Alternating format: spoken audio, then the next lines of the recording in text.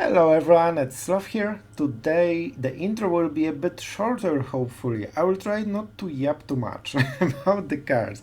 The deck is simple but deadly. It is actually a really strong deck. It has a lot of synergies, a lot of tempo advantage, and it draws a crazy amount of cards that some control wouldn't be ashamed of.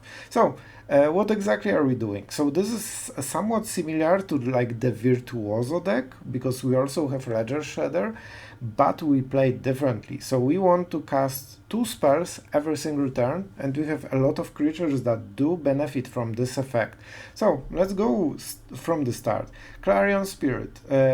For the second spell in every turn, it creates a flying, that's important, flying spirit token.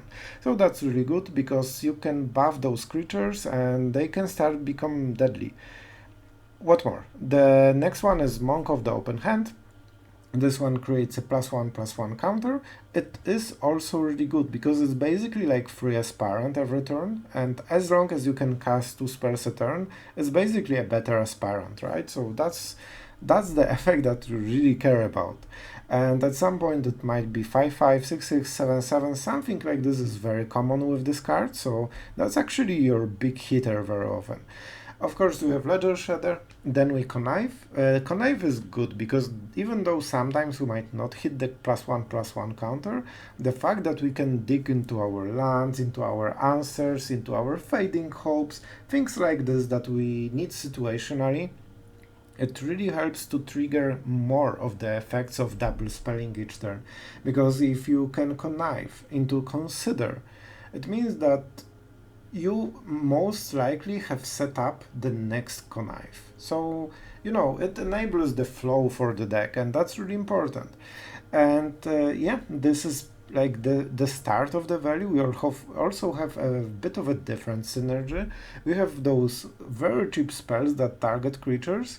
So Guiding Voice, so of course we have Sideboard for this because this has Learn, the magical words from Strixhaven. And here we have Homestead Courage. A really strong card because it enables you to target something twice, it gives vigilance twice, and with this deck you have very big creatures, and very often they have flying. So vigilance is actually extremely important because you can force enemy into defending things he wouldn't want to defend, and he still cannot attack because your big hitters that are usually like pumped with all those counters can attack him for 5, 6, 7, something like this, and still block the same turn. And next turn it won't be question of like, do we need to defend? On the second turn he's usually dead. So, that's pretty strong effect. If enemy is forced to be on the defense, that's very easy way to win the game in the end. So, we have also, for this reason, Stormchaser Drake, and that's basically like a mini strategy beside the double casting every turn, because this doesn't benefit from casting a second spell. However, it benefits from casting a spell that targets this. So you want to put all the counters, all the small 1 mana spells on this guy, mostly. Even if you have Ledger Shredder, here you will always get the effect when you cast 2 spells. Here you get the benefit from targeting. So that's really important, and that's something that you definitely need to play around. We can Fading Hope it, but it's probably not how you want to use it. You basically want to be honest, Homestead Courage is the best card here, because for 2 mana you make a +2/+2, give vigilance, and you draw 2 cards, and that's insane. And already you triggered everything with double spelling. So Stormchaser Drake is really good fit here, and the fact it has flying together with Shredder really help you to go through the defense. I have noticed that from the playing some games, you very often win with those flyers.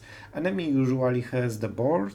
We don't really run any removal, so it will stay. Like, our removal is Fading Hope, but we usually play it early just to gain some tempo advantage and start making aggressive moves. So the creature that you Fading Hoped will be back, and then you have no answer usually. So you definitely need to go through those big creatures somehow, and most of them don't have reach, so flyers really good at closing games, and that's what we want. Of course, we have Aspirant because it's insanely good card. We also have Usher of the Fallen.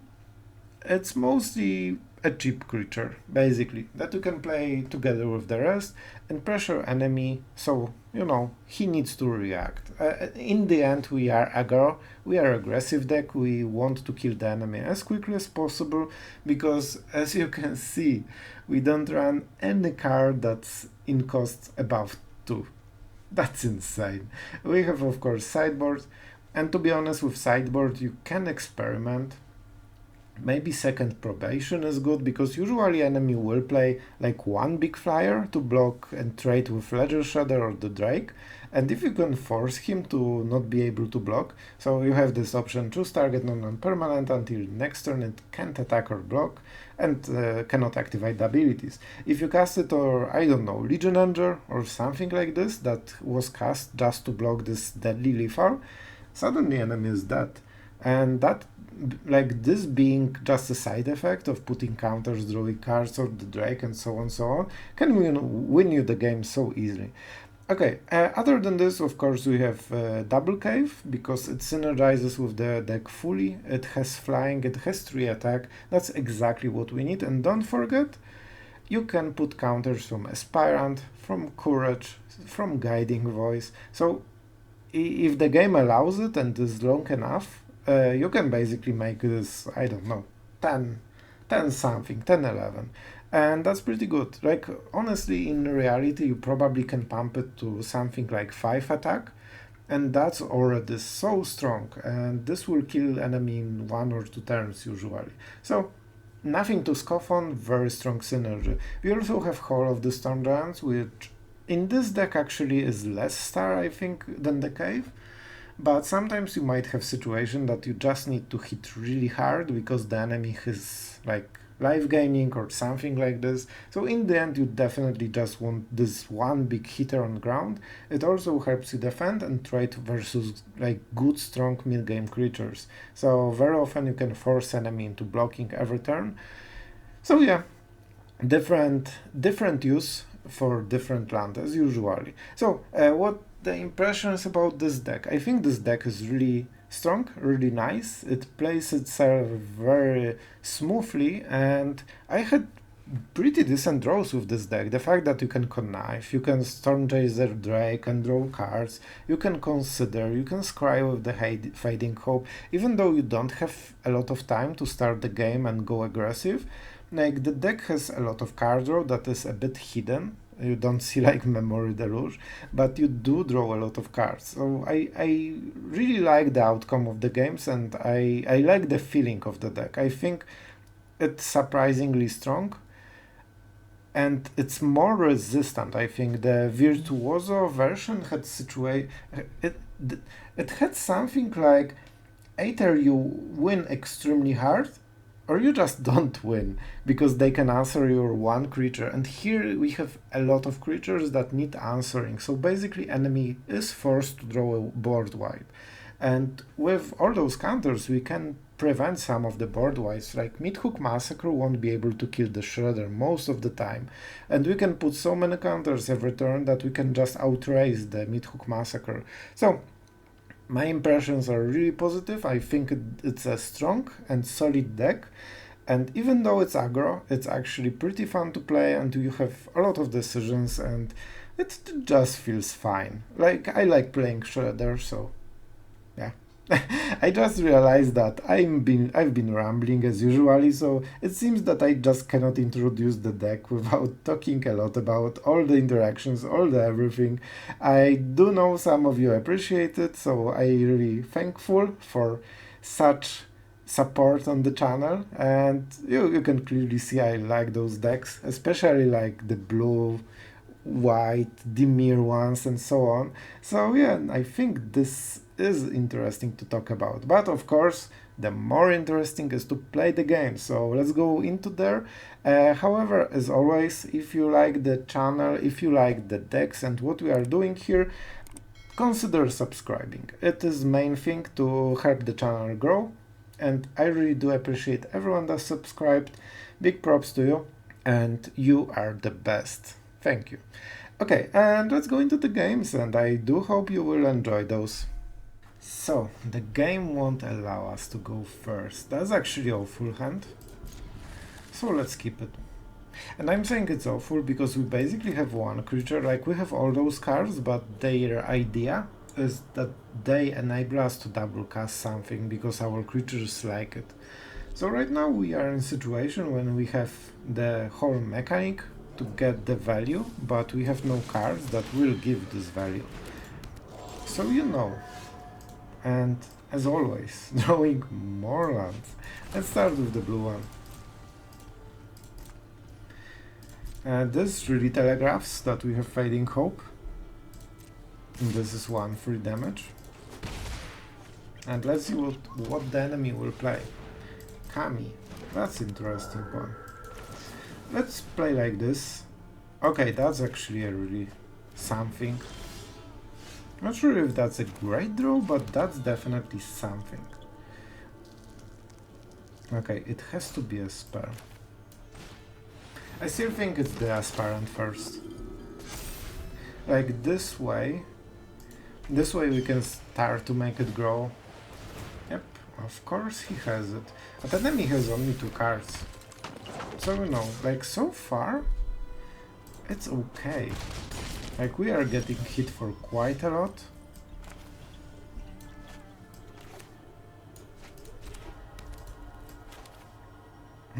Interesting. I think we played this one. I do think we played this one. And we are not the attacker, we have more cards. And oh no, my friend. Definitely not.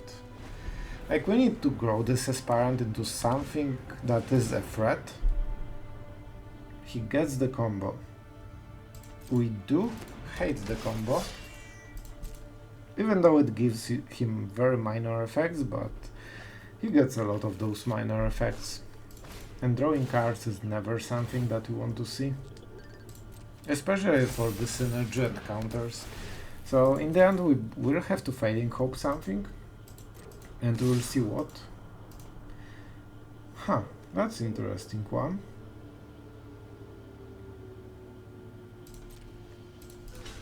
I will block like this. It doesn't seem that the enemy has something really.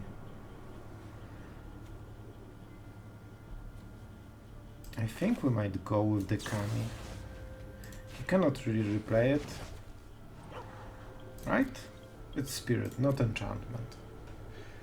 Is this even good? So late into the game? I honestly don't think it is. It's decent, but not what we really want. That's pretty huge that he gave this one card for no reason. And let's make sure... Okay, that's something that is relevant. Really good, really good. Now we get to draw a card. And we can start doing stuff, maybe. This won't be easy. Probation. How good is the probation? It will be so hard to kill them. I think it's the anatomy. It means that this will be a Drake. And let's make sure one of the creatures that we have is actually strong enough. We have to go for the value, really. At least, like, we need to go into a bit of value. Let's say like this. So we need to draw some cards, get some favorable traits, and so on, so on. And hopefully...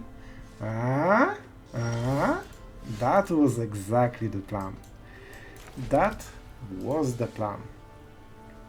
Alright, and slowly. We are freaking getting there. Now we get to draw some cards. Ledger Shredder. Really interesting one. Really interesting one, especially enemy always plays double cards. And we go for the Vigilance one, at least for now.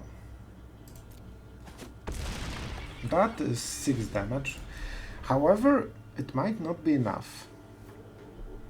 This gets Vigilance, oh my god. Just for 1 turn. I never knew about it. I never played this card really. Or at least didn't play it as long that we, you know, can actually notice the effect.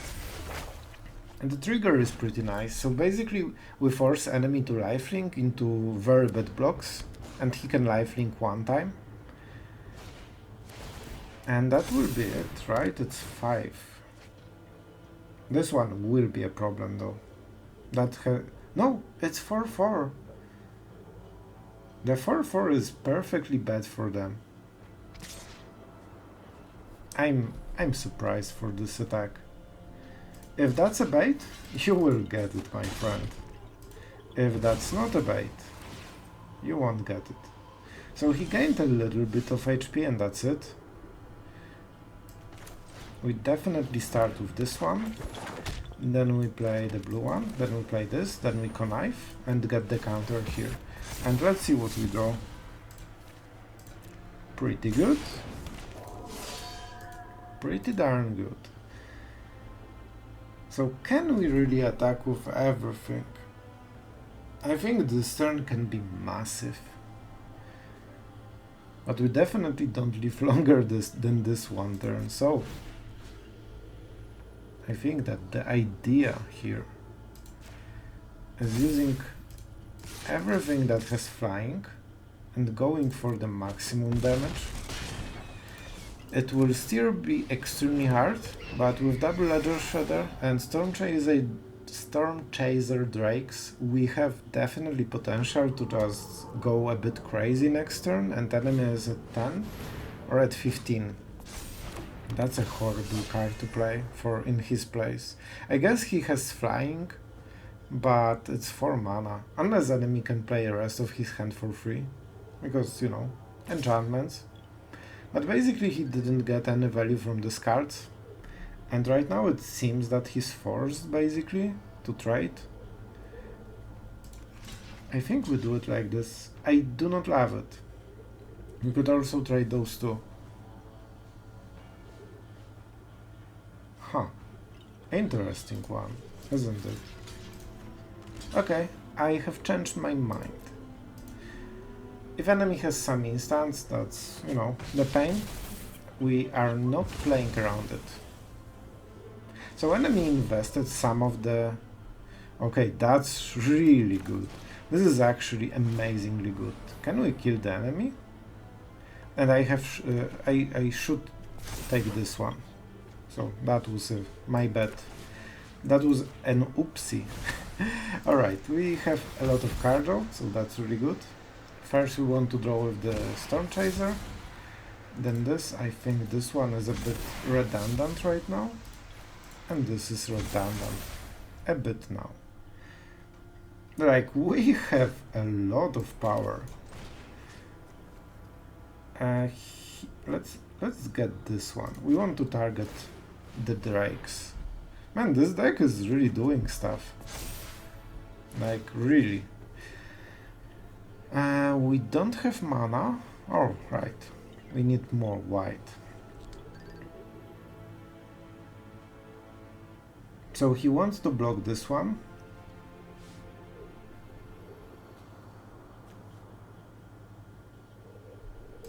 I think we'll go like this. So then they will go through.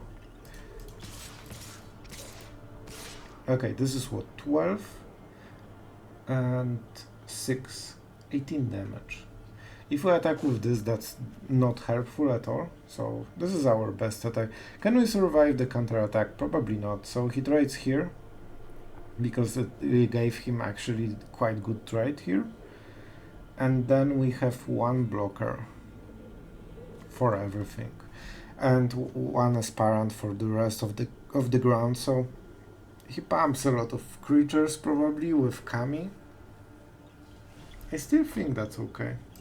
Like, we will see. Maybe there is a high chance we'll die during his turn, but this is basically the best we could hope for.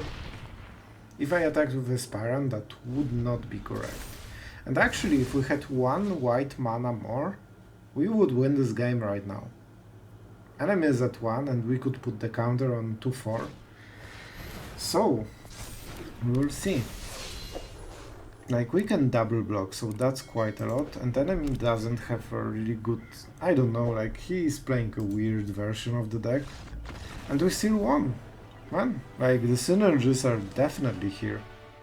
Alright, we are again on the draw, but our hand is very good. Man, if we were on the play, that would be so much better. This is actually a big decision. We need to play those at first. So do we go for this? I think we start with this one. And we will see next turn what the enemy plays. Like, it can be Aspirant on the enemy side. Ours is cooler. Like, yours is a bit glowy, but look at this freaking card. You can believe that you are playing like Dragon thing. Okay, that's actually really good for us. It really gives us the tempo that we wanted. There is a chance that this is the better play.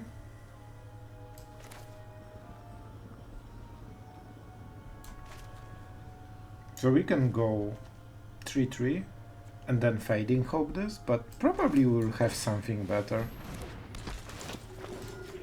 Like, I don't believe that he will trade this for Aspirant.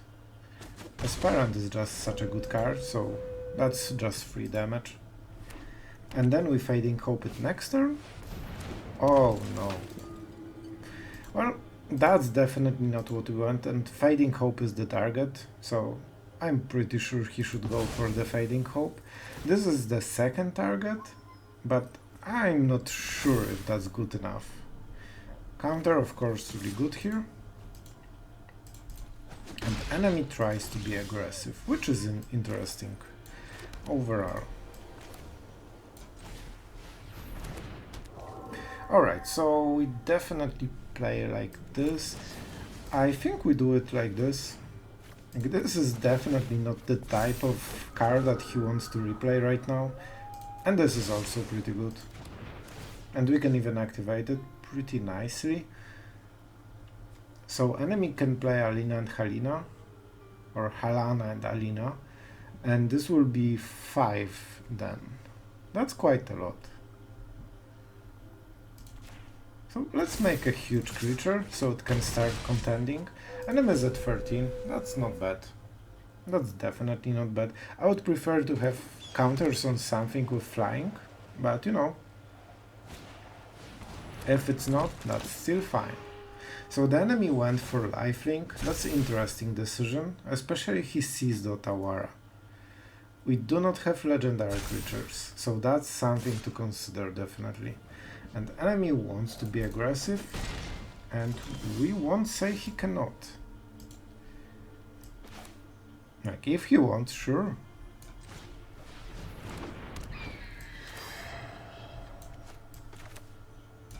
And that's the second card. We got quite a lot of triggers. Our cards like playing cards. Okay, that's interesting.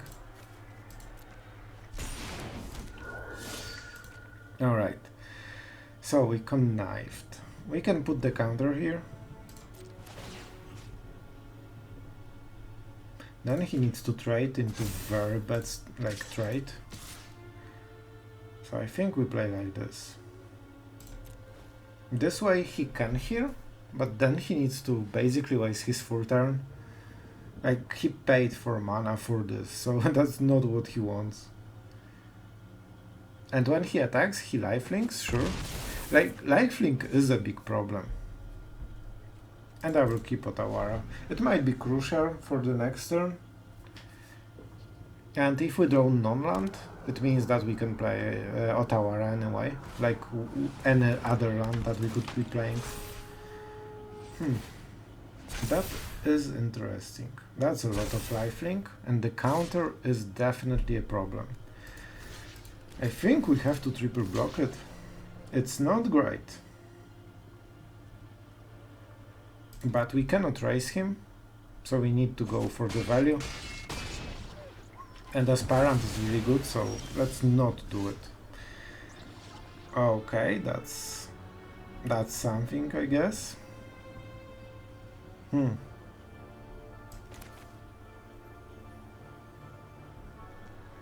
Yeah, I guess we don't really have much choice here. Ledger Shredder. It is okay, but I want something different. And I think Guiding Voice is pretty good here. So we attack with this one, definitely. They cannot really block it. There's the red. So I think the rest is with the flyers. This will go, become even stronger. And I guess consider... Yeah, let's go like this.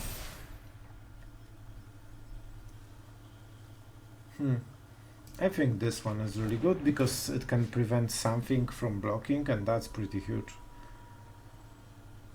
This is really strong. Let's go for counter here. Because they have flying, and this one is unblockable because it's too strong. And it's not easy to pilot this deck. Like this is not the hardest deck, definitely not a control, but you need to really think what you attack, how and where to put the counters.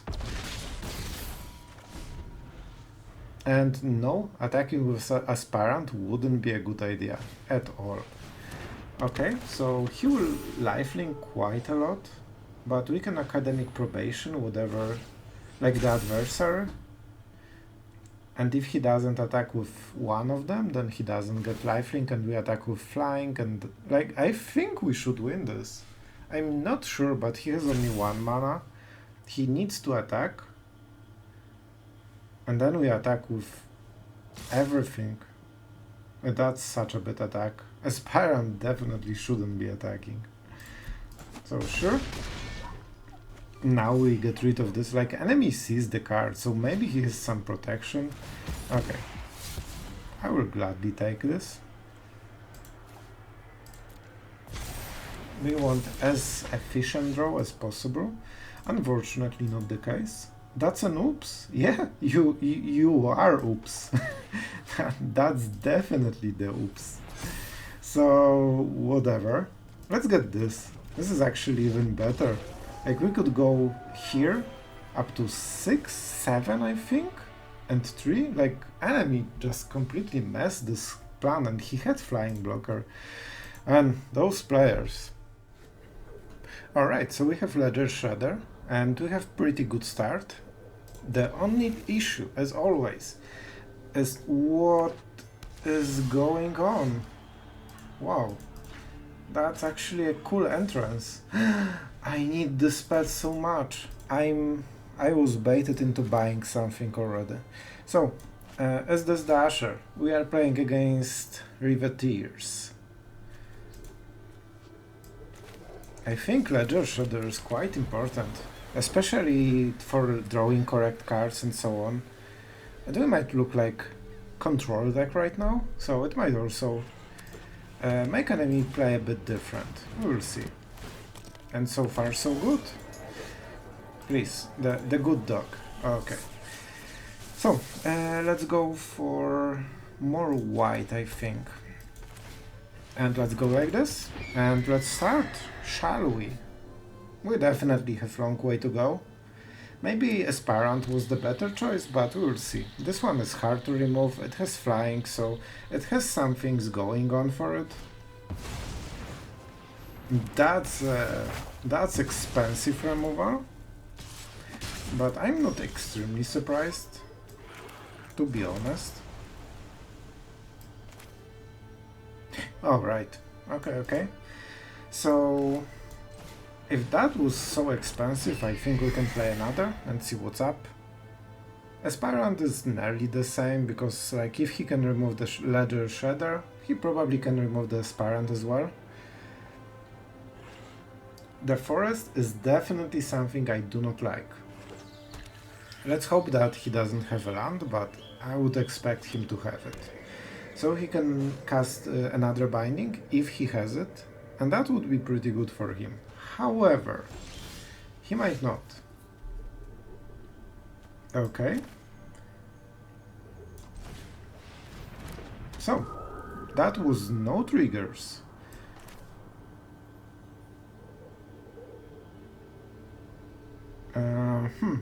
I think we go like this. This has flying, so we have a lot of triggers already and a lot of power. What do we get? I think one of the Ushers. And now we learn, which is important. Honestly, I think this one is pretty good. Reduce to memory. What can... how many colors he plays? Yeah, it might be the Kami thing, because of the briefcase. So you know what? Let's reduce to memory, just in case. Like, there might be things that we do not want to see. They don't have too much sweepers, so they have 1 black, 2 black. So Mid-Hook Massacre is possible for 3, right? Okay, for now let's play like this. Let's start attacking, let's do the usual stuff and we will see what we get. Especially I want to double cast every turn, so that seems like a Mid-Hook. But maybe he just wanted to bait the Death Touch, I'm not sure. But it's probably a Mid-Hook, right? Man, I actually do enjoy... Okay, so this is exactly a 5-color deck. We probably just kill this, right? We have enough blue, so let's go for white. And it has to be something like this. We will exile it later, I think.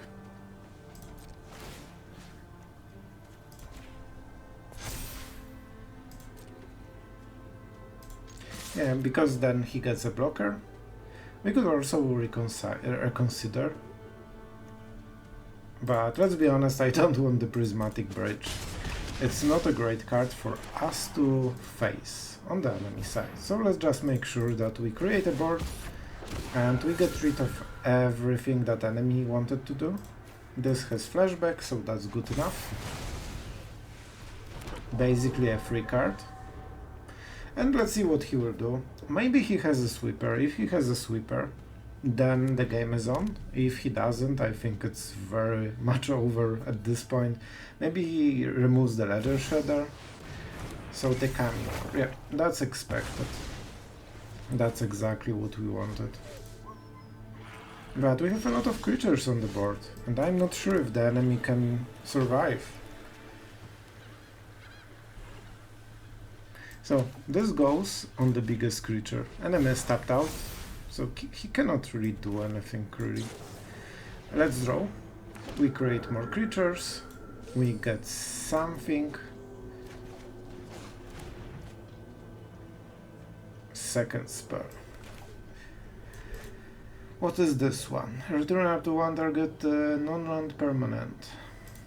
And we discard. Not huge, not huge, definitely not something huge. So let's just attack.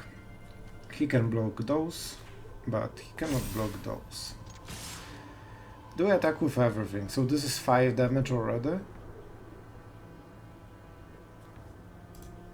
I think we attack like this. Like, he can block this one, and I still think that's fine for us. I don't remember if they play any sweepers, to be perfectly honest with you. But let's go all in, because I think in 5 colors it might not be played. I'm not sure really. I'm honestly not sure. Alright, man, I'm bad at this. That was the chapter 3. No, it wasn't any of the chapters. Not sure why I thought about the graveyard. Return up to one target permanent to its owner's hand. Yeah. Oh, and he does have everything. That's really good. And we didn't hit a land for the haul. Like, you know what? At this point I will take it. But that's definitely not what we wanted to see.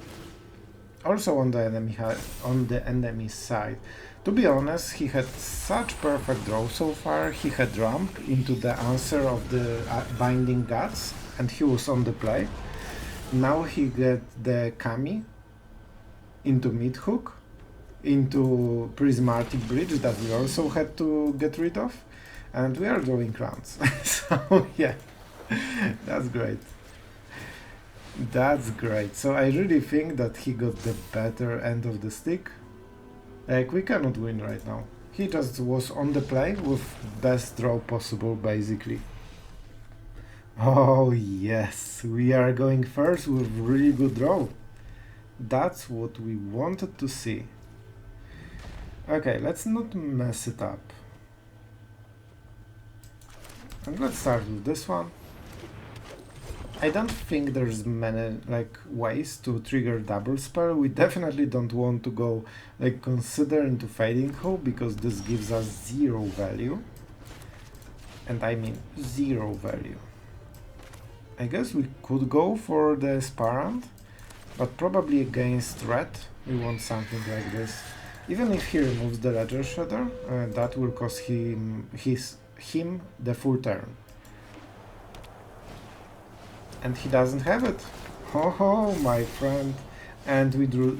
So this is the perfect draw.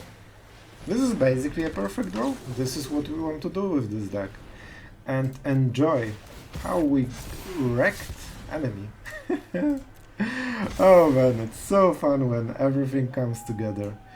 We don't need lands, we will draw them. And I will put it here, because the 5 toughness with flying is basically his death sentence. Now, if he replaces the Aspirant, it's way too slow. We are at 20, enemy is at 14. The game is nearly over. So, yeah. Urza Naus. Not sure about the Naus. Urza, cool guy. I like his rage. So, enemy might be out of this. Oh, that's such a painful play. And enemy is falling more and more behind, and that's why we have so many considers. Look how perfectly they trigger everything. Sure, I will buff my creature. Sure, I will buff my creature. Nope, no lands, thank you. Like perfection. I will think about this. We don't need more than 4 lands. So, the idea here is probably this. Mark. He can trade with the Aspirant, but then basically he has nothing. And I do not mind enemy having nothing, and that was it. Guys, this deck is just a beast. We are really doing this with this deck, and it feels really fun, and on the play with this kind of draw, we are nearly unbeatable against many decks.